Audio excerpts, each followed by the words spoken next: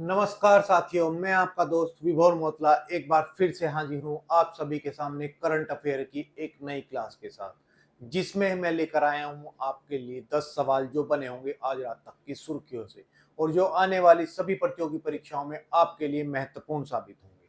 तो चलिए दोस्तों, शुरू करते हैं आज की क्लास को आज के मोटिवेशन कोटेशन के साथ। आज का मोटिवेशन कोटेशन आप जीतूंगा मैं, यह मेरा वादा है, कोशिश मेरी सबसे ज्यादा है, हिम्मत भी टूटे तो भी नहीं रुकूंगा, मजबूत बहुत मेरा इरादा है। दोस्तों, आपकी सफलता के लिए जो ये आपका रास्ता है, जो आपको आपकी सफलता तक ले जाने के लिए तय करना है, इसमें सबसे ज्यादा जो मैटर करने वाली बात है कि आपका इरादा कितना मजबूत है। जितना इरादा आपका मजबूत होगा, आप सफलता को उतनी जल्दी और उतनी अच्छी तरह से प्राप्त कर पाएंगे।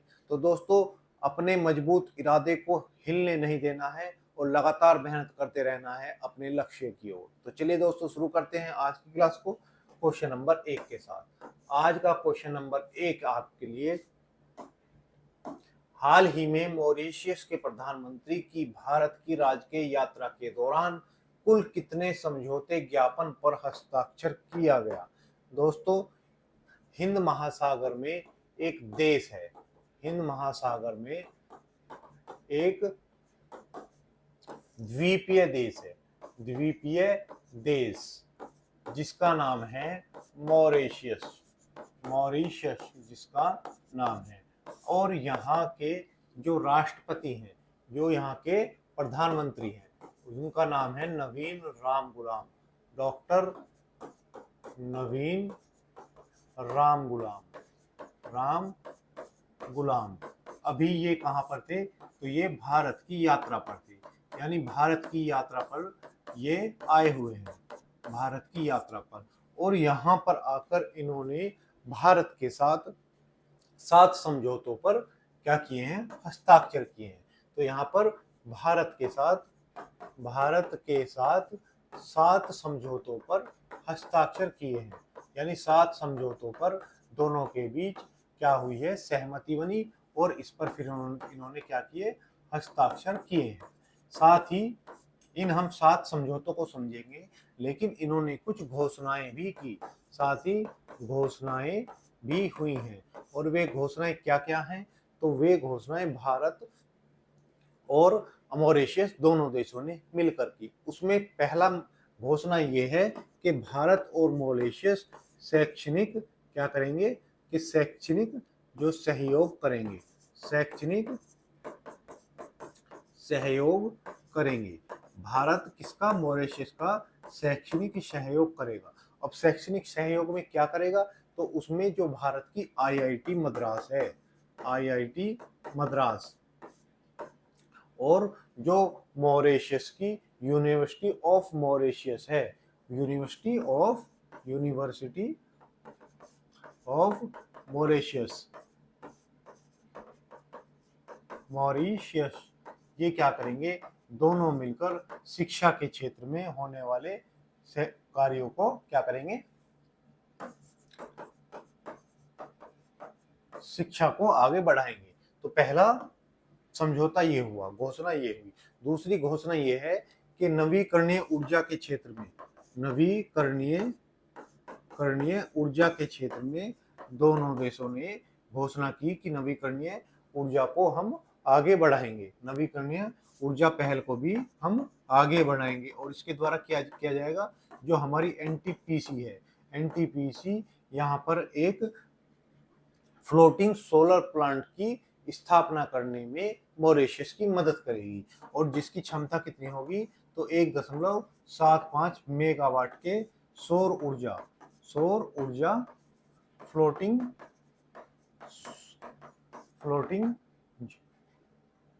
पीवी की क्या करेगी? स्थापना करने में क्या करेगी? सहायता करेगी। ठीक है, सहायता करेगी। तो ये घोषणा भी अभी दोनों के प्रधानमंत्री ने यहाँ पर मिलकर की। साथ ही भारत ने कहा है कि हम जो मॉरिशस को हम एक आर्थिक पैकेज देंगे। तो भारत ने घोषणा की भारत मॉरिशस को एक आर्थिक पैकेज देगा, आर्थिक पैकेज देगा। और ये पैकेज कितने का होगा? ये पैकेज 215 मिलियन अमेरिकी डॉलर का होगा। तो पैकेज कितना होगा? 215 यूएस डॉलर का, ये मिलियन का ये पैकेज भारत किसको देगा? मॉरिशस को देगा। अब इसमें क्या क्या किया जाएगा? तो इस पैकेज के द्वारा भारत यहाँ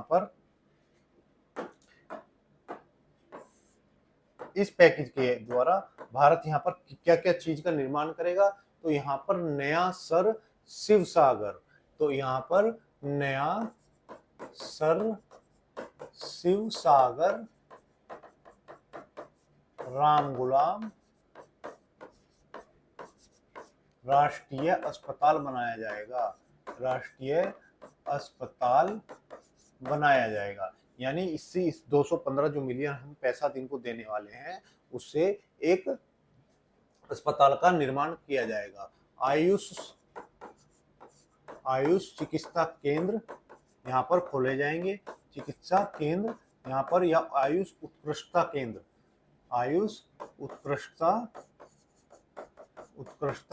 केंद्र भी यहाँ पर बनाए जाने की इस पैकेज में घोषणा हुई है। ठीक, साथ ही एक पशु चिकित्सा विद्यालय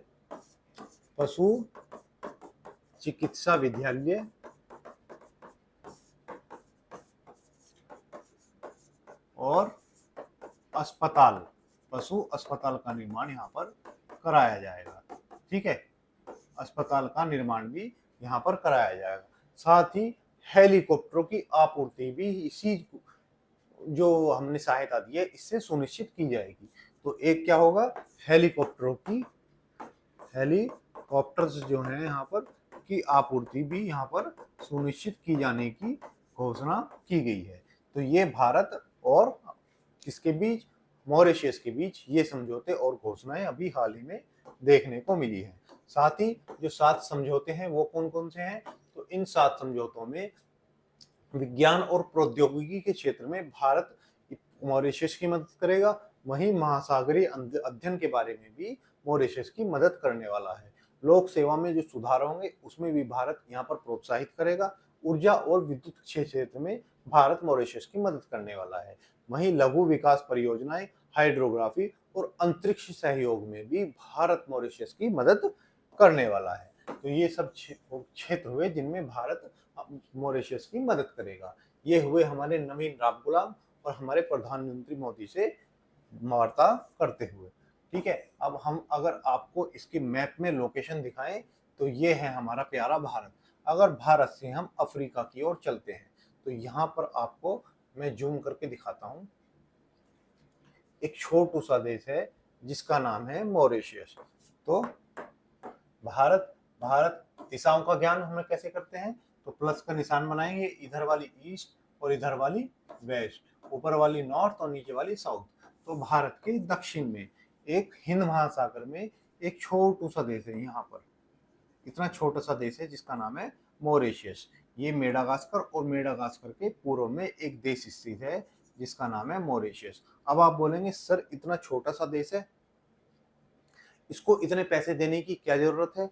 क्योंकि दोस्तों इसकी लोकेशन ऐसी है, अगर हम इसकी सहायता नहीं करेंगे तो ये सहायता के लिए कहाँ पर जाएगा? दूसरे देशों के पास जाएगा।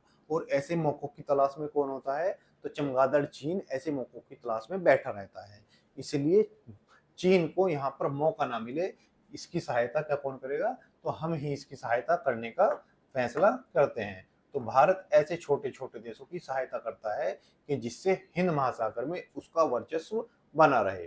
ठीक है, क्योंकि दोस्ती बनी रहेगी तो वर्चस्व भी बना रहेगा। यहाँ पर काफी मात्रा में हिंदुओं की आबादी पाई जाती है, इसलिए यहाँ के प्रधानमंत्री का भी नाम आप नवीन राम गुलाम देख रहे हैं। तो चलिए दोस्तों, बात करें अगर मॉरिशस की, तो मॉरिशस की राजधानी क्या है? तो मॉरिशस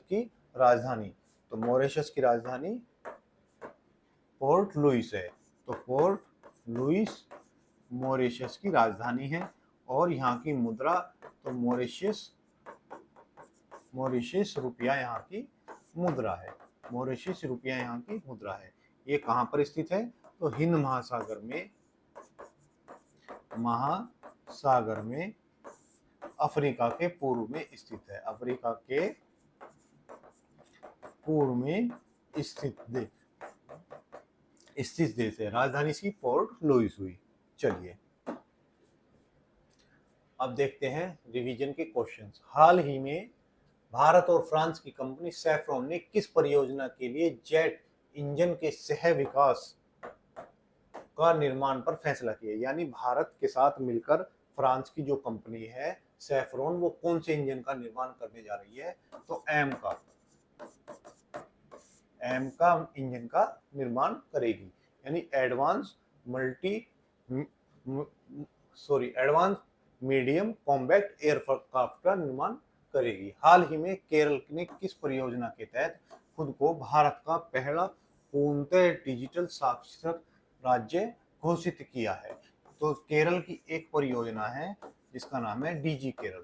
तो इसके तहत केरल साक्षर हुआ है, डिजिटल रूप से साक्षर हुआ है। यानी यहाँ पर जो डिजिटल माध्यम से साक्षर हैं सभी लोग, जो अपना काम डिजिटल माध्यम से करने में सक्षम है। हाल ही में अपेडा ने किन शहरों में नए क्षेत्रीय कार्यालय खोलने की घोषणा की है? तो हाल ही में 3 क्षेत्रीय कार्यालय खोलने की घोषणा की गई है। और वो 3 कार्यालय कहाँ पर खुलेंगे? बिहार के पटना में एक कार्यालय खोला जाएगा।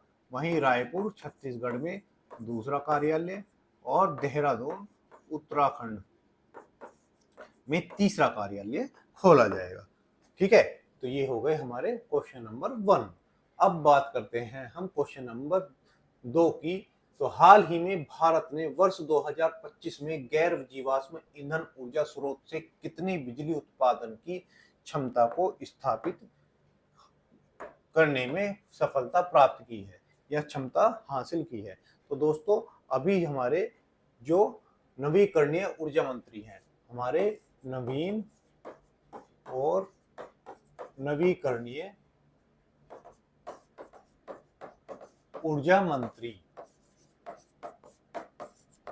जिनका नाम क्या है? जिनका नाम है प्रहलाद जोशी। अभी वो एक कार्यक्रम में भाग ले रहे थे। तो कहां पर? हमारे प्रहलाद जोशी ये एक कार्यक्रम में भाग ले रहे थे और इस एक कार्यक्रम में इन्होंने घोषणा की कि भारत ने 250 गीगावाट की अपनी क्षमता को हासिल कर लिया है। किसकी? तो नवीकरणीय ऊर्जा की। ठीक है, तो इन्होंने अभी क्या घोषणा की? तो प्रहलाद जोशी ने 11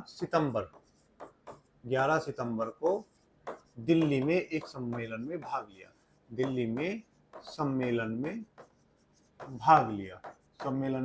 लिया और यहाँ पर घोषणा की कि भारत नवीकरणीय ऊर्जा में 250 गीगावाट ऊर्जा उत्पादन की क्षमता को प्राप्त कर चुका है, क्षमता हासिल कर चुका है। ये किसने किया है? तो ये घोषणा की है हमारे जो मंत्री हैं, जो हमारे नवीकरणीय ऊर्जा मंत्री हैं प्रहलाद जोशी ने ये घोषणा की है कि भारत ने 250 गीगावाट की गैर जीवाश्म ईंधन की आधारित बिजली उत्पादन की क्षमता को प्राप्त कर लिया है। अब आप बोलोगे ये गैर जीवाश्म होता क्या है? गैर जीवाश्म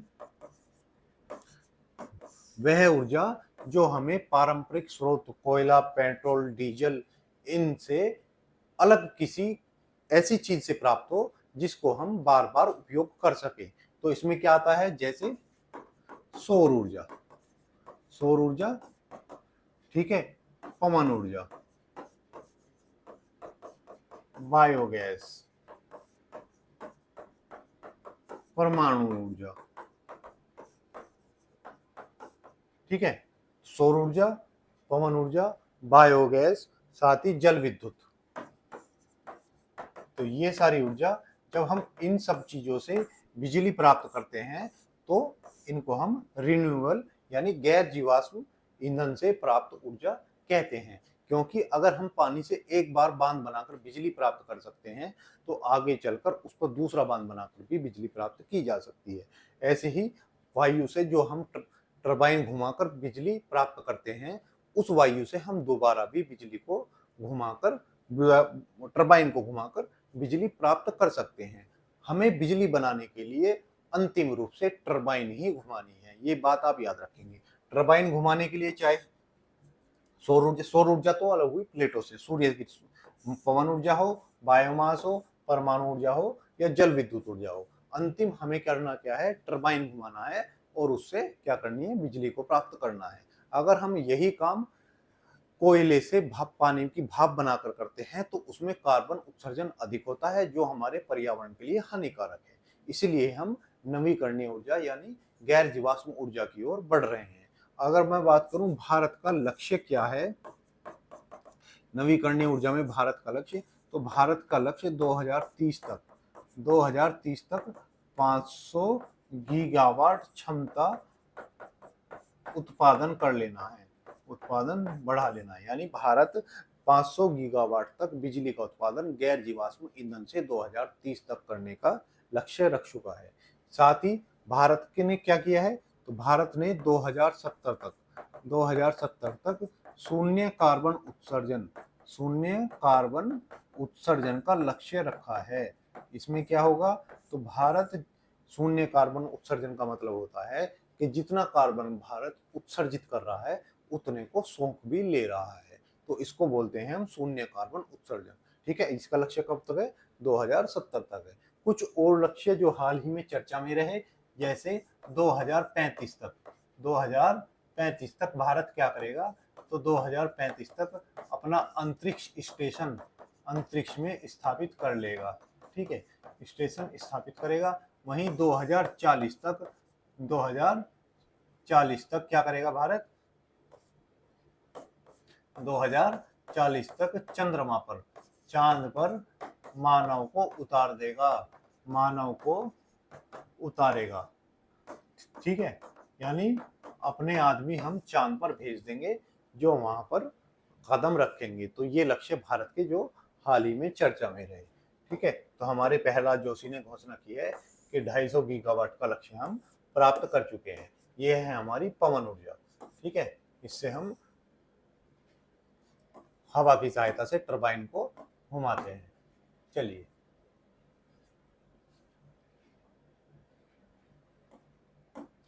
हाल ही में केंद्र सरकार ने अगली पीढ़ी के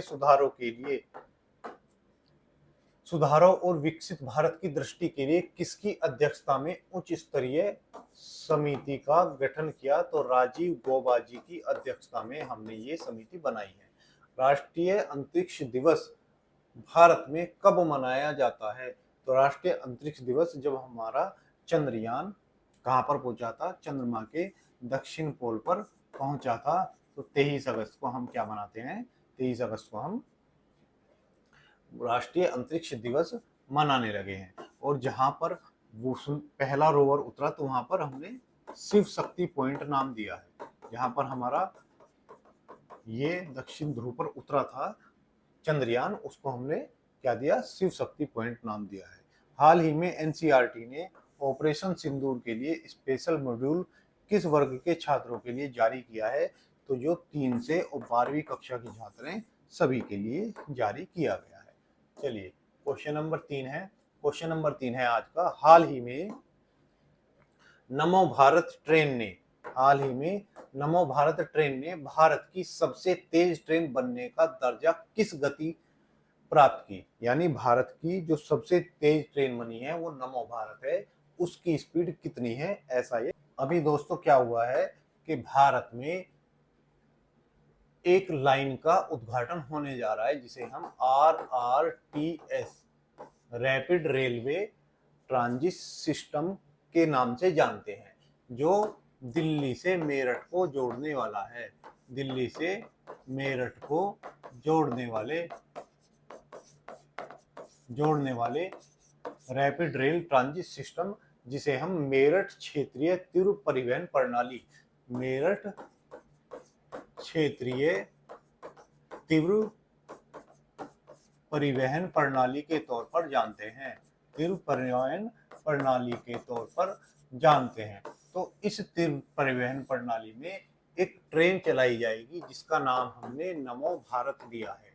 नमो भारत इस ट्रेन का नाम है और इसकी स्पीड 160 किलोमीटर प्रति घंटा होने वाली है। तो इसकी स्पीड कितनी होगी? तो इसकी स्पीड 160 किलोमीटर प्रति घंटा होगी और यह दिल्ली से मेरठ की दूरी, दिल्ली से मेरठ की जो दूरी है जो लगभग 100 किलोमीटर है, इसको 60 मिनट से कम समय में हासिल कर लेगी। यानी अब दिल्ली से अब मेरठ आपको जाना है, अब मेरठ से दिल्ली आपको जाना है तो आपको 60 मिनट से भी कम समय लगने वाला है कहाँ जाने में, ये सफर पूरा करने में। तो ये क्या है? भारत की सबसे लंबी ट्रेन है, सॉरी सबसे तेज ट्रेन है। अब बात करें कि क्या भारत में इससे पहले कोई इतनी स्पीड की ट्रेन नहीं चली थी, जिसका नाम था वंदे भारत। वंदे भारत भारत की सबसे तेज ट्रेन थी और इसकी स्पीड 160 किलोमीटर प्रति घंटा थी, लेकिन कई कारणों से इसकी स्पीड को 130 किलोमीटर प्रति घंटा कर दिया गया।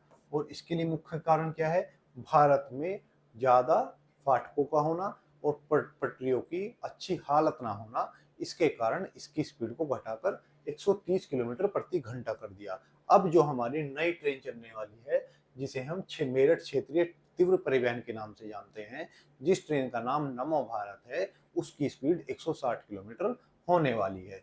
अब इसमें कहां से कहां तक? तो पहले चरण में अभी ये 55 किलोमीटर की दूरी तय कर रही है। 55 किलोमीटर की दूरी पर अभी ये इसको चालू किया गया है। और 55 किलोमीटर की दूरी कहां से कहां तक है? तो इसमें जो अशोकनगर है, अशोकनगर दिल्ली से,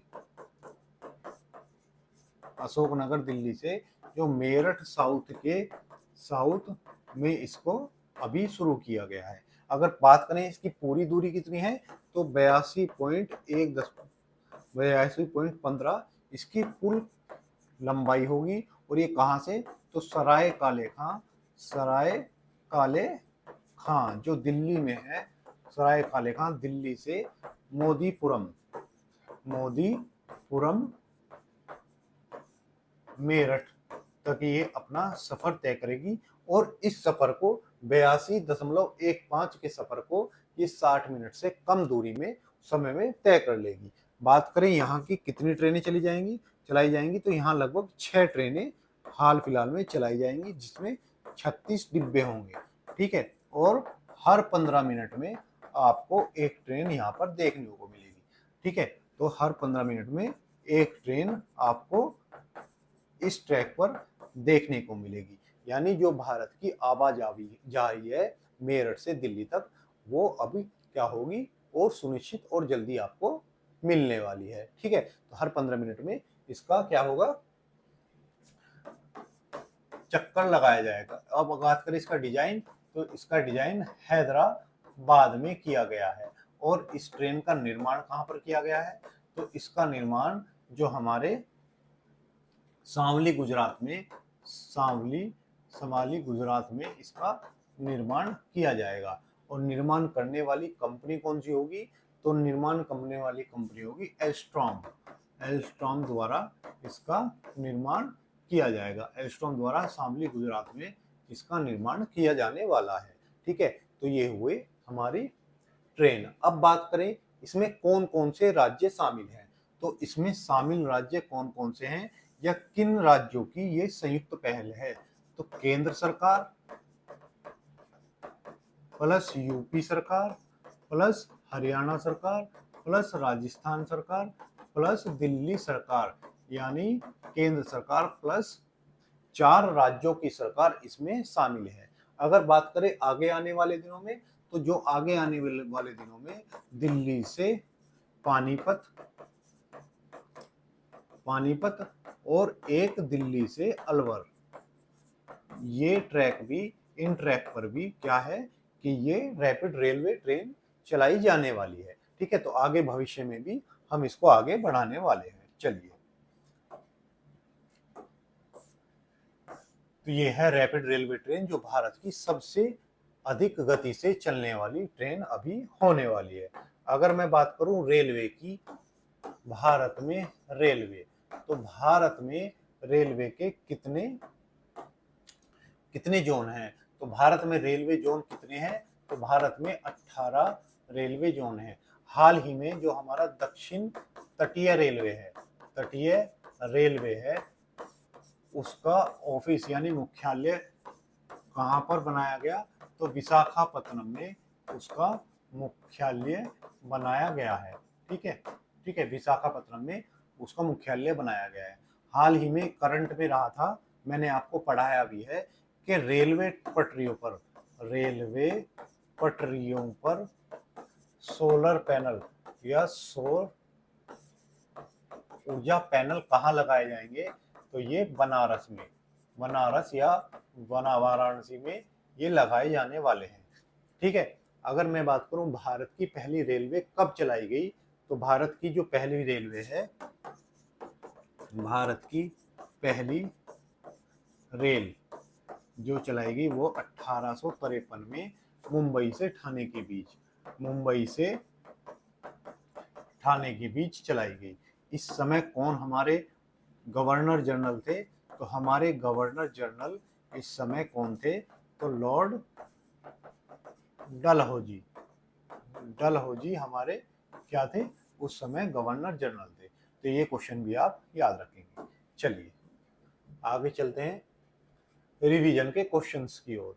हाल ही में सस्टेनेबल पावर 1404 मिसाइल अभ्यास कहाँ हुआ है?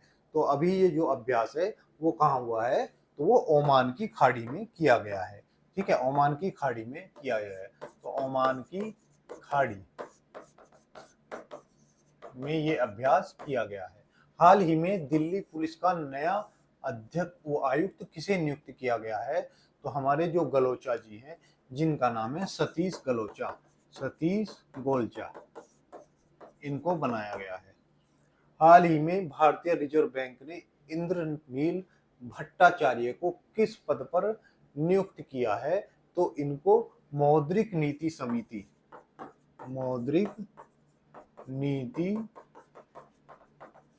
समिति का पदेन सदस्य बनाया गया है। पदेन सदस्य या पूर्ण सदस्य बनाया गया है, का पूर्ण सदस्य बनाया गया। चलिए देखते हैं क्वेश्चन नंबर 4। क्वेश्चन नंबर 4 है हमारा आज का, हाल ही में सीपी राधाकृष्णन भारत के किस क्रम के उपराष्ट्रपति चुने गए हैं? तो दोस्तों अभी क्या हुआ है, अभी हमारे यहाँ पर भारत में राष्ट्रपति यानी उपराष्ट्रपति का चुनाव हुआ और उपराष्ट्रपति का चुनाव हुआ। अब इस चुनाव में जो हमारे एनडीए के उम्मीदवार हैं, जिनका नाम है सीपी राधाकृष्णन, इन्होंने क्या किया है? जीत हासिल की है। ठीक है, जीत हासिल की है। और इन्होंने किसको हराया है? तो इन्होंने यूपीए के जो कैंडिडेट हैं डी सुदर्शन रेड्डी, तो किसको? सुदर्शन रेड्डी जी को इन्होंने हराया है। सुदर्शन रेड्डी को हराया है। सुदर्शन रेड्डी कौन है? तो ये पूर्व सुप्रीम कोर्ट के न्यायाधीश हैं। न्यायाधीश यानी सुप्रीम कोर्ट के पूर्व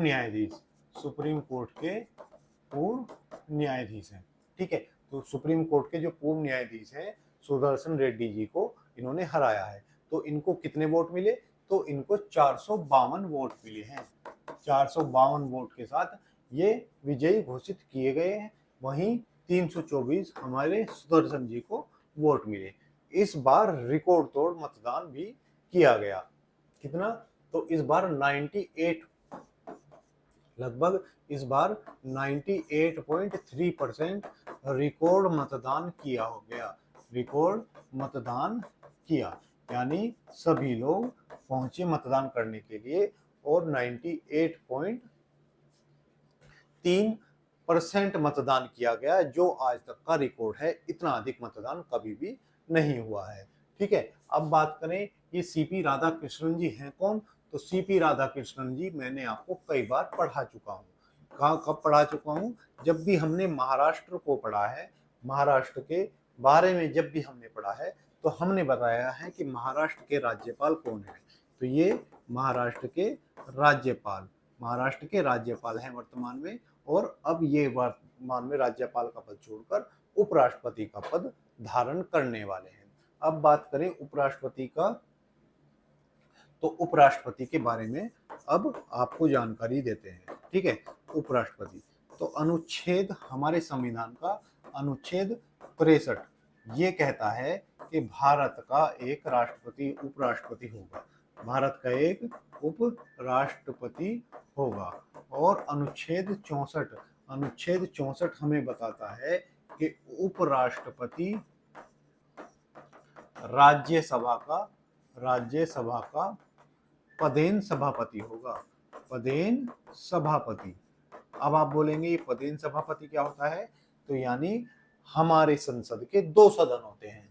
जो हमारी संसद है इसके 2 भाग होते हैं, एक है इसका लोकसभा और एक है राज्यसभा। अब लोकसभा और राज्यसभा में आपने देखा होगा एक कुर्सी पर मेन आदमी बैठा होता है, जिसे हम राज्यसभा में क्या कहते हैं, सभापति, और लोकसभा में जिसे हम अध्यक्ष के नाम से जानते हैं। लोकसभा में जो अध्यक्ष है उसका चुनाव अलग होता है, लेकिन राज्यसभा में उपसभापति के नाम का कोई चुनाव नहीं होता। जो भी हमारा यहाँ उपराष्ट्रपति चुना जाता है वही राज्यसभा के सभापति के तौर पर कार्य करता है। तो इसलिए ये है कि उपराष्ट्रपति राज्यसभा का पदेन सभापति होगा, यानी उपराष्ट्रपति के पद पर जो भी बैठेगा वो स्वतः ही राज्यसभा का सभापति बन जाएगा। ठीक है, तो अनुच्छेद 64 कहता है कि हमारे यहाँ पर जो भी राष्ट्रपति होगा वो पदेन क्या होगा, सभापति होगा राज्यसभा का। उसके बाद बात करें इनकी योग्यताओं की, तो अनुच्छेद 66(3) क्या कहता है, इनकी योग्यताओं के बारे में बताता है। और योग्यताएं क्या हो, भारत का नागरिक हो, भारत का नागरिक 35 वर्ष की आयु पूरी कर चुका हो। ठीक है, और राज्यसभा में चुने जाने की योग्यता रखता हो, चुने जाने की योग्यता भी उसे रखनी होगी। ठीक है, तो ये योग्यताएं 66(3) में दी हुई है। उसके बाद बात करूं कि यहाँ पर 66(1) में बताया गया है कि इनका निर्वाचक मंडल में कौन कौन लोग भाग लेंगे। निर्वाचक मंडल में कौन कौन लोग भाग लेंगे, तो इनके निर्वाचक मंडल में भाग लेने वाले, यानी निर्वाचक मंडल 66(1) में बताया गया है कि इसमें जो लोकसभा प्लस राज्यसभा दोनों में जितने भी एमपी इसमें वोटिंग करते हैं। तो वर्तमान में कितने हैं, तो वर्तमान में 781 एमपी दोनों में है। ठीक है, 781 एमपी दोनों में है, जिसमें से 767 ने इस बार मतदान किया है, और ये कितना है, 98.3% मतदान हुआ है। तो ये हुआ हमारा निर्वाचक मंडल। अगर निर्वाचक मंडल में ही बताया गया है कि यहाँ राष्ट्रपति का अगर कोई चुनाव लड़ता है तो उसके लिए 20 प्रस्तावक होंगे जो उसके नाम को आगे बढ़ाएंगे, प्लस 20 अनुमोदक होंगे। अनुमोदक यानी जो कहेंगे उसके नाम का अनुमोदन करेंगे, प्लस 15,000 रुपए की राशि उसको जमा करनी होगी। और ये कहाँ पर होगी, तो ये आरबीआई में जमा होती है, आरबीआई में जमा होती है। यानी जमानत राशि कितनी है, 15,000 रुपए है जो आरबीआई में जमा होगी। अगर इन्हें 1/6 वोट से, कुल वोटों का 1/6 वोट से कम प्राप्त होते हैं तो आरबीआई इन पैसों को वापस करने वाला नहीं है। ठीक है, अगर बात करें इनके कार्यकाल की, तो याद रखेंगे जो हमारे यहाँ उपराष्ट्रपति होता है उसका कार्यकाल 5 वर्ष होता है। ठीक है, उपराष्ट्रपति के तौर पर 5 वर्ष का कार्यकाल होता है, जबकि जितने भी राज्यसभा के सदस्य होंगे उनका कार्यकाल 6 वर्ष होगा। तो ये बात आप यहाँ पर याद रखेंगे। और इसका ऑप्शन क्या हुआ, उत्तर हुआ इसका 15वां, यानी सीपी राधाकृष्णन हमारे 15वें क्रम के क्या है, उपराष्ट्रपति हैं। तो ये हैं सीपी राधाकृष्णन। और याद रखेंगे ये हमारे जो पहले उपराष्ट्रपति थे डॉक्टर सर्वपल्ली राधाकृष्णन के बाद तमिलनाडु से आने वाले दूसरे उपराष्ट्रपति होंगे। तो इस बात को भी आप ध्यान रखेंगे कि तमिलनाडु से आने वाले दूसरे राष्ट्रपति हैं। ठीक है। हाल ही में ओपन एआई ने अपना पहला भारत में कार्यालय किस शहर में खोलने जा रहा है? तो ओपन एआई जो है नई दिल्ली में अपना क्या खोलेगा? मुख्यालय या कार्यालय खोलेगा। हाल ही में ब्राइट स्टार 2025 सैन्य अभ्यास किस देश में आयोजित किया जा रहा है? तो ब्राइट स्टार जो युद्ध अभ्यास है वो कौन से देश में आयोजित किया जाएगा? तो वो मिस्र में आयोजित किया जाएगा। ठीक है। हाँ, EY रिपोर्ट के अनुसार भारत में कब PPP यानी परचेजिंग प्रायोरिटी के आधार पर दूसरी सबसे बड़ी अर्थव्यवस्था बन जाएगी, यानी खरीदारी करने में भारत दूसरी सबसे बड़ी अर्थव्यवस्था 2038 तक बन जाएगा। चलिए अब देखते हैं क्वेश्चन नंबर 5। भारतीय सेना ने ऑपरेशन सिंदूर के दौरान किस स्वदेशी संचार प्रणाली का उपयोग किया है? दोस्तों, हमने पाकिस्तान को सबक सिखाने के लिए एक ऑपरेशन किया था, ऑपरेशन सिंदूर। और ऑपरेशन सिंदूर किया था क्या? अभी भी जारी है।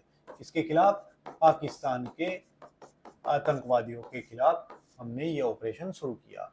अब इस ऑपरेशन के दौरान भारत के जो सैन्य कार्रवाई की या अपने सेना में जो भी संदेशों का आदान प्रदान किया या संचार माध्यम का जिसका उपयोग किया, वो भारत ने किसी अन्य देश का नहीं किया, यानी भारत ने अपनी स्वदेशी प्रणाली को यूज किया।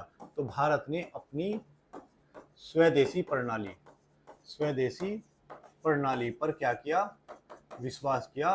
प्रणाली जो संचार माध्यम की है, संचार माध्यम को यूज किया। और ये कौन सी प्रणाली है? इसका नाम है संभव। संभव का उपयोग किया है। किसका? तो संभव का उपयोग किया है। अब आप बोलोगे कि ये संभव है क्या? तो यह संभव एक संचार प्रणाली है, यानी जैसे व्हाट्सएप एक संचार प्रणाली है, वैसे ही भारत ने अपनी एक संचार प्रणाली बनाई है जिसमें क्या नाम दिया है? संभव। यानी व्हाट्सएप जैसी संचार प्रणाली, संचार प्रणाली है। ठीक है, व्हाट्सएप जैसी संचार प्रणाली है। यही सब चीजें देखकर अमेरिका भी घबराया हुआ है कि भारत ने इतनी तरक्की कैसे कर ली, हमारी हाथ के नीचे भारत रहने वाला भारत इतना आगे कैसे निकल गया। ठीक है, तो जैसे जैसे ऑपरेशन सिंदूर के लिए समय बीतता जा रहा है, नए नए खुलासे हो रहे हैं। ये खुलासा किसने किया है? तो ये खुलासा हमारे जो सेना अध्यक्ष हैं, थल सेना अध्यक्ष, जो हमारे थल सेना अध्यक्ष हैं, उनका नाम है जनरल उपेंद्र द्विवेदी। तो जनरल उपेंद्र द्विवेदी एक कार्यक्रम में बोल रहे थे और उन्होंने वहां पर बताया कि हमने कैसे पाकिस्तान को धूल चटाई, उसमें हमारा किस चीजों का योगदान रहा। तो उन्होंने बताया कि हमने संचार माध्यम के लिए भी अपने संभव प्रणाली का या संभव सिस्टम का उपयोग किया, जो भारत की स्वदेशी निर्मित एक संचार प्रणाली है, जो व्हाट्सएप की तरह 5G नेटवर्क पर काम करती है। ये बात कहाँ कही? तो ये इन्होंने ऑल इंडिया मैनेजमेंट एसोसिएशन में बोलते हुए कही। तो कहाँ पर ये बात इन्होंने ऑल इंडिया मैनेजमेंट एसोसिएशन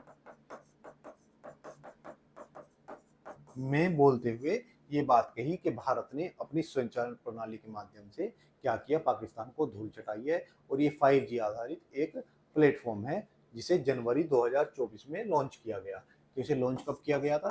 तो जनवरी 2024 में लॉन्च किया गया था, क्योंकि आप जानते हैं कि पाकिस्तान की मदद चाइना कर रहा था और चाइना अपना पूरा जो संचार माध्यम है वो भारत के खिलाफ पाकिस्तान को मदद देने में लगाए हुए था। यानी अगर भारत उन सब चीज़ों का प्रयोग करता जो इंटरनेशनली प्रयोग की जाती है, तो भारत के संचार माध्यम को डिकोड किया जा सकता था। इसीलिए भारत ने अपनी संचार माध्यम से, यानी जो स्वदेशी निर्मित संभव प्रणाली है उस पर भरोसा किया और यह कामयाब भी साबित हुआ।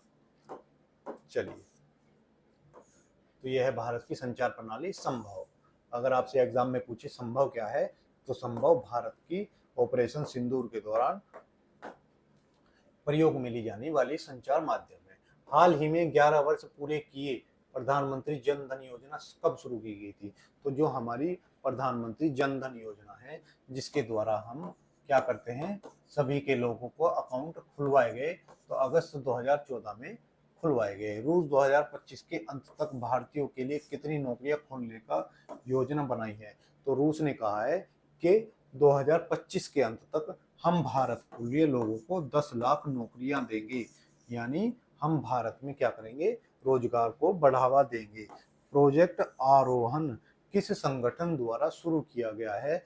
तो जो हमारे national highway authority of India है, जो यहाँ हमारे हाईवेज का निर्माण करती है, उसने आरोहण शुरू किया है। अब देखते हैं क्वेश्चन नंबर 6। क्वेश्चन नंबर 6 है हमारा, हाल ही में जारी रिपोर्ट के अनुसार भारत की राष्ट्रीय साक्षरता दर 2023-24 में कितनी रही है? दोस्तों, अभी कुछ आंकड़े जारी किए गए हैं, और ये आंकड़े किसने जारी किए गए हैं? तो ये हमारे शिक्षा मंत्री हैं, वो एक कार्यक्रम के दौरान बात कर रहे थे, वहां पर इन्होंने घोषणा की। तो हमारे जो केंद्रीय शिक्षा मंत्री हैं, केंद्रीय शिक्षा मंत्री, और इनका नाम क्या है? धर्मेंद्र प्रधान। धर्मेंद्र प्रधान हमारे शिक्षा मंत्री हैं, और इन्होंने एक कार्यक्रम के दौरान बात कही कि हमारी जो भारत की साक्षरता है, भारतीय साक्षरता कितनी हो गई है? तो भारतीय साक्षरता बढ़कर 80.9% हो गई है। तो कितनी साक्षरता हो गई है? 80.9 हो गई है। और ये कब हुई है? तो 2023-24 में ये साक्षरता हमने हासिल कर ली है। इससे पहले जो 2011 की साक्षरता थी, उसका रिकॉर्ड हमने तोड़ दिया है। और 2011 की साक्षरता कितनी थी? तो 2011 में जो भारत की साक्षरता वो 74.74% थी, यानी 74% से बढ़कर हम अब 80.9% साक्षर हो चुके हैं। यानी भारत में शिक्षा का स्तर लगातार उठ रहा है। यह घोषणा किसने की? तो यह घोषणा हमारे जो केंद्रीय शिक्षा मंत्री हैं, धर्मेंद्र प्रधान जी ने एक अंतर्राष्ट्रीय साक्षरता दिवस के अवसर पर की। किस पर की? तो 8 सितंबर को मनाए जाने वाले अंतर्राष्ट्रीय शिक्षा दिवस पर की। शिक्षा दिवस पर यह घोषणा की है। ठीक है, तो ये घोषणा कब की गई? अंतर्राष्ट्रीय शिक्षा दिवस पर यह घोषणा की गई है। साक्षरता दिवस पर यह घोषणा की गई है। साक्षरता दिवस पर यह घोषणा की गई है। अंतर्राष्ट्रीय साक्षरता दिवस पर यह घोषणा की गई कि भारत अब 80.9% साक्षर हो चुका है। अब इस सब के लिए सबसे महत्वपूर्ण या इसका श्रेय बोलें तो किसको गया? इसका श्रेय हमारी जो सरकार है उसका कार्यक्रम है एक उल्लास एक साक्षरता कार्यक्रम है, इसका श्रेय इसको जाता है। तो एक साक्षर कार्यक्रम उल्लास, जो नव भारत साक्षर कार्यक्रम, नव भारत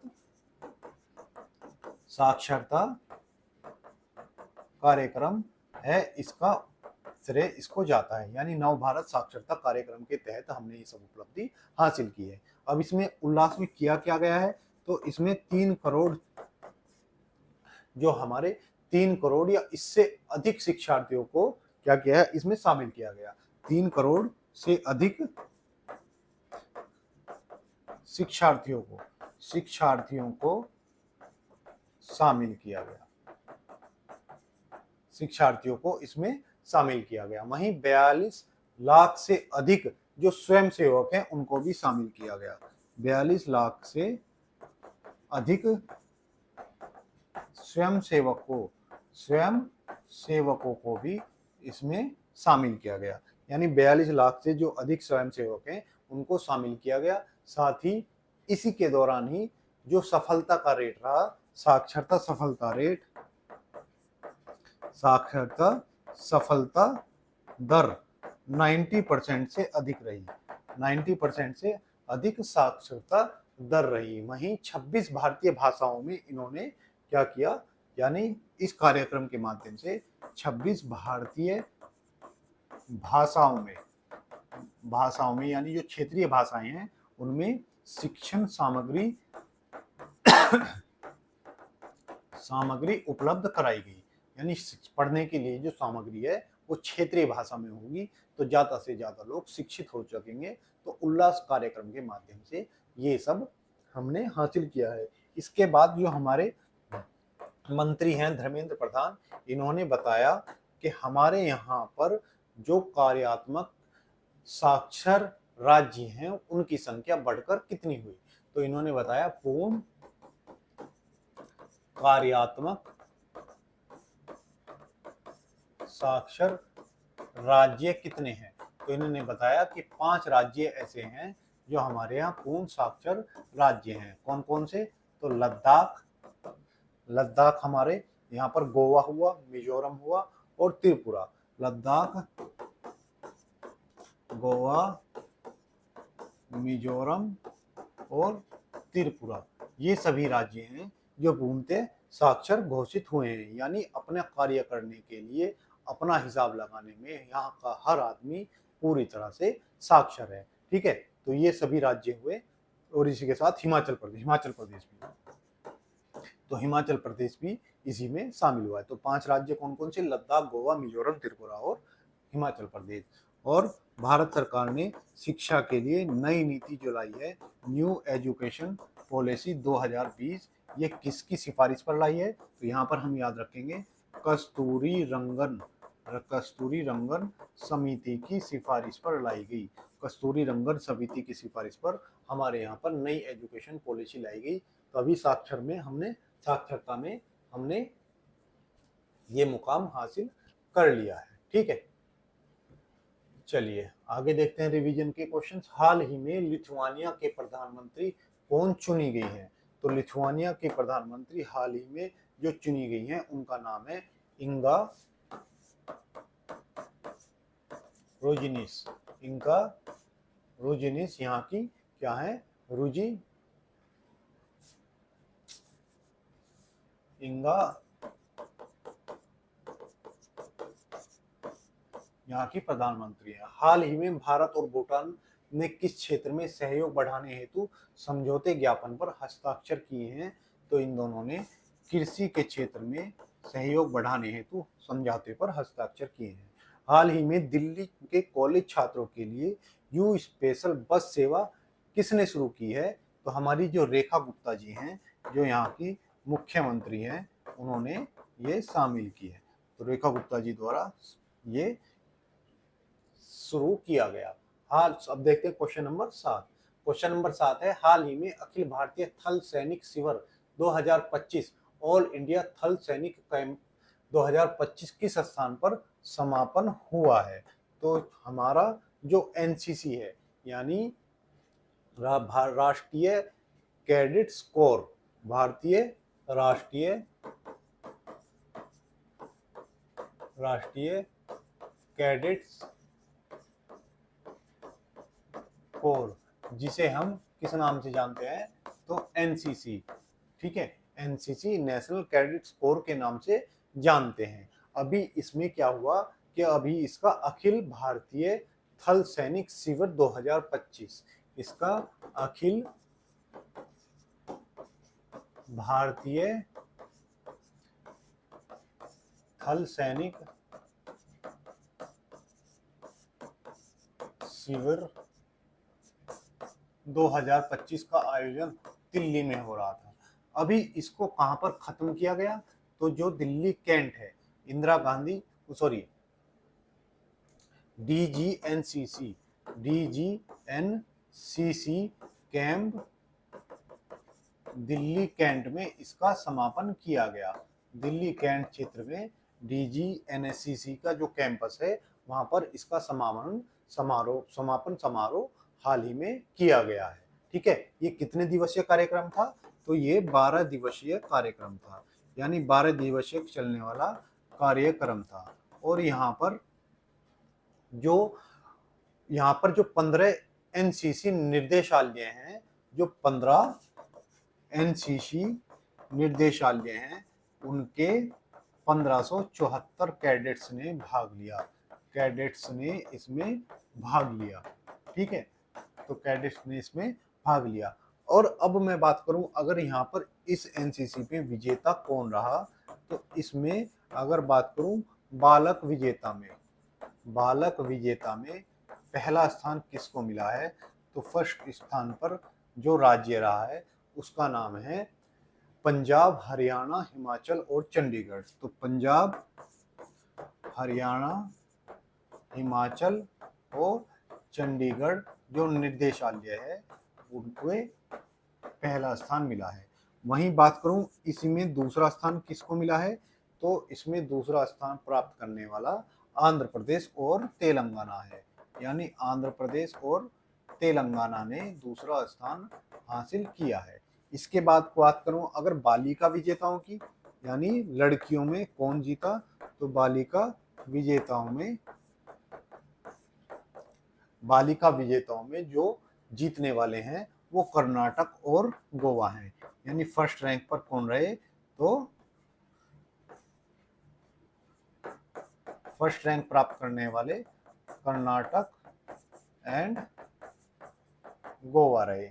वहीं बात करें दूसरे स्थान पर किस राज्य को दूसरा स्थान प्राप्त हुआ है, तो दिल्ली को दूसरा स्थान प्राप्त हुआ है। यूपी का इसमें कहीं स्थान नहीं है, ठीक है।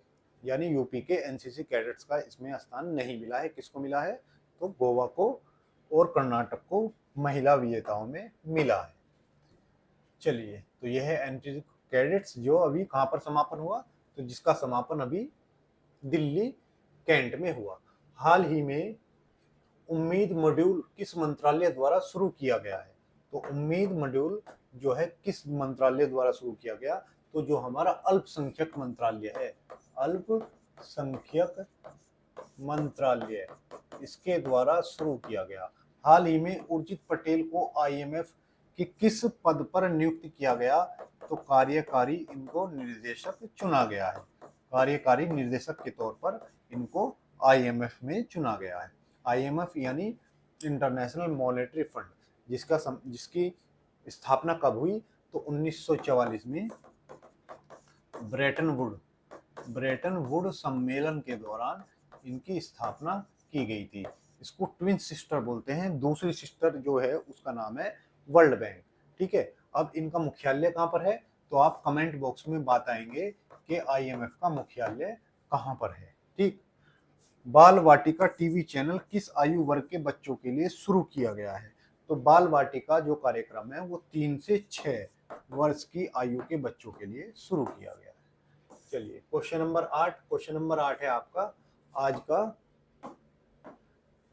वर्ष 2026-27 के राष्ट्रीय सर्वेक्षणों का संचालन किन संस्थान द्वारा किया गया है, तो हमारे यहाँ पर एक संस्थान है सांख्यिकी और कार्यान्वयन मंत्रालय, ठीक है।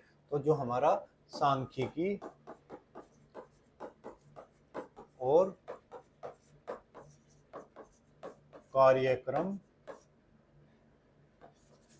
कार्यान्वयन मंत्रालय, जिसे हम MOSP के नाम से जानते हैं।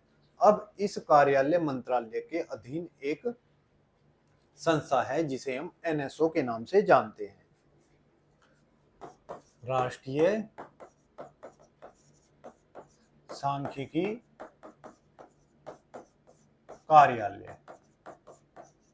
तो इसने ये कार्य को किया है, तो किसके अधीन है, सांख्यिकी और कार्यान्वयन मंत्रालय के अधीन जो एक संस्था है जिसे हम राष्ट्रीय सांख्यिकी कार्यालय के तौर पर जानते हैं, इसने अभी ये कार्य किया है। और इसने जुलाई 2026 से 2027 के बीच 2 प्रमुख राष्ट्रीय सर्वेक्षण आयोजित करने की घोषणा की है। इसने क्या किया है, 2026 और 27 के बीच दो राष्ट्रीय सर्वेक्षण, दो प्रमुख राष्ट्रीय सर्वेक्षण करने की घोषणा की है, ठीक है। ये घोषणा इसके द्वारा की गई है। इसमें कौन कौन से घोषणा की गई है? तो इसमें जो दो घोषणा की गई है उसमें सबसे पहले संपूर्ण भारत ऋण एवं निवेश सर्वेक्षण किया जाएगा, यानी संपूर्ण भारत ऋण और निवेश सर्वेक्षण किया जाएगा। ठीक है, तो पहला सर्वेक्षण कौन सा हुआ? तो ये सर्वेक्षण होगा जिसे हम एड्स के नाम से जानते हैं। किस नाम से? तो एड्स के नाम से हम इसको जानते हैं। यानी इसमें ये आंकड़े जुटाए जाएंगे कि भारत में कितने लोगों के पास ऋण पहुंच रहा है, कितना पहुंच रहा है, और वहां पर निवेश भारत में कितना हो रहा है। दूसरा जो है वो है कृषि परिवार स्थिति मूल्यांकन सर्वेक्षण, यानी कृषि परिवार स्थिति मूल्यांकन सर्वेक्षण, जिसे हम किस नाम से जानते हैं? तो सेस के नाम से जानते हैं। तो ये दो सर्वेक्षण अभी कराने की घोषणा की गई है, जिससे हमें पता लग सके कि भारत के लोगों के पास कितना ऋण है, कितना पहुंच रहा है, किस माध्यम से पहुंच रहा है। इन सब का आंकड़ा जुटाने के लिए ये दोनों सर्वेक्षण किए जा रहे हैं। अब ये दोनों जो सर्वेक्षण हैं ये राष्ट्रीय नमूना सर्वेक्षण का हिस्सा है। किसका हिस्सा है? तो राष्ट्रीय नमूना सर्वेक्षण का हिस्सा है। ये किसका है? तो राष्ट्रीय नमूना सर्वेक्षण का हिस्सा है, सर्वेक्षण का हिस्सा है। अब ये हिस्सा है तो क्या हुआ? तो ये सर्वेक्षण का हिस्सा है जिसके द्वारा 1950 से आज तक भारत की सामाजिक और आर्थिक संरचना के बारे में समझने का प्रयास किया जाता है या आंकड़े जुटाए जाते हैं। ये उसका प्रमुख साधन है। ठीक है, तो ये हुआ हमारा क्वेश्चन नंबर 8। चलिए, तो सारे सर्वेक्षण किसके माध्यम से किए जाएंगे? भारत को, क्योंकि स्थिति कैसी है ये जानने के लिए किया जाएगा। अब देखते हैं रिवीजन के क्वेश्चन। हाल ही में टीसीए कल्याणी को किस पद पर नियुक्त किया गया है? तो टीसीए कल्याणी हमारे सीजीए यानी महालेखा नियंत्रक पद पर इनको नियुक्त किया गया है। हाल ही में 25वां एससीओ शिखर सम्मेलन कहाँ आयोजित किया गया? तो जो 25वां शिखर सम्मेलन है एससीओ का वो तियानजिन चीन में आयोजित किया गया। इसमें भारतीय पीएम भी शामिल हुए। हाल ही में युद्ध अभ्यास 2025 भारत और किस देश के बीच हुआ? तो भारत और यूएसए के बीच ही युद्ध अभ्यास का आयोजन किया जाता है। अमित शाह ने हाल ही में, हमारे जो गृह मंत्री हैं अमित शाह ने हाल ही में किस माध्यम द्वारा FTI TTP का उद्घाटन किया है? तो हमारे जो गृह मंत्री हैं, गृह मंत्री अमित शाह जी हैं, इन्होंने वीडियो कॉन्फ्रेंसिंग के माध्यम से, वीडियो कॉन्फ्रेंसिंग के माध्यम से क्या किया है? इन्होंने FTI TTP का उद्घाटन किया है। FTI TTP का उद्घाटन किया है। अब ये क्या है? तो ये हमारे एक प्रणाली है जिसके माध्यम से हम यहाँ पर अपने इमिग्रेशन को आसान बनाते हैं। यानी अमित शाह ने fast track immigration trade travels programme का उद्घाटन किया। किसका? तो जो हमारे गृह मंत्री हैं उन्होंने फास्ट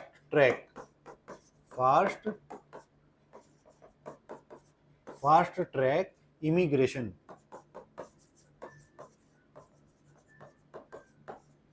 टूर एंड ट्रेवलर्स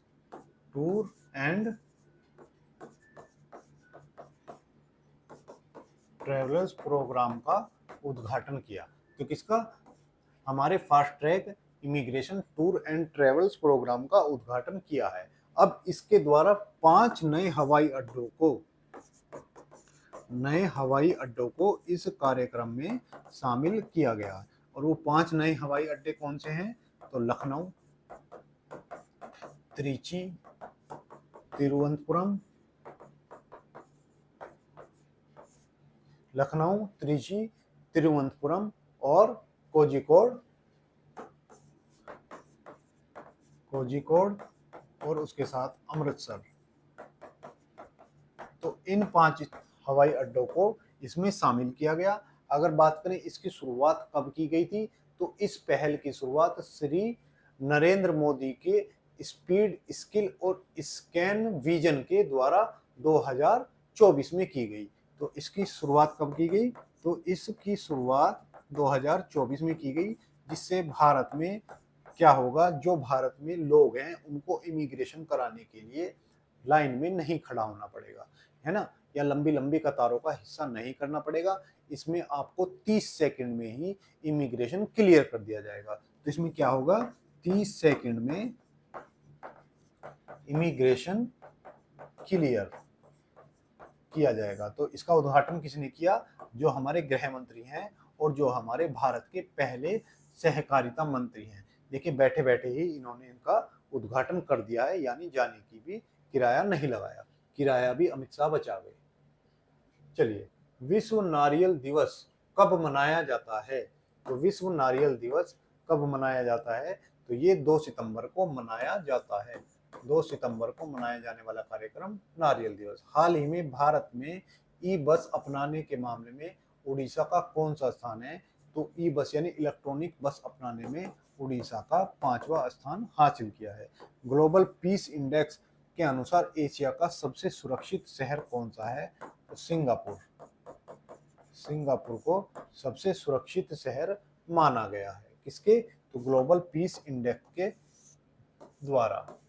चलिए, आज का 10वां क्वेश्चन है, हाल ही में पूर्व प्रधानमंत्री मनमोहन सिंह को मरणोपरांत कौन सा पुरस्कार आर्थिक क्षेत्र में उनके योगदान के लिए दिया गया है, तो जो हमारे पूर्व पीएम थे सरदार और थे वो कम असरदार सरदार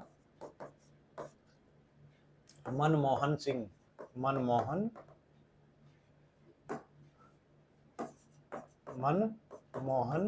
सिंह, इनको कौन सा मरणोपरांत पुरस्कार मिला है, तो उनको जो पुरस्कार मिला है वो है पीवी नरसिम्हा राव मेमोरियल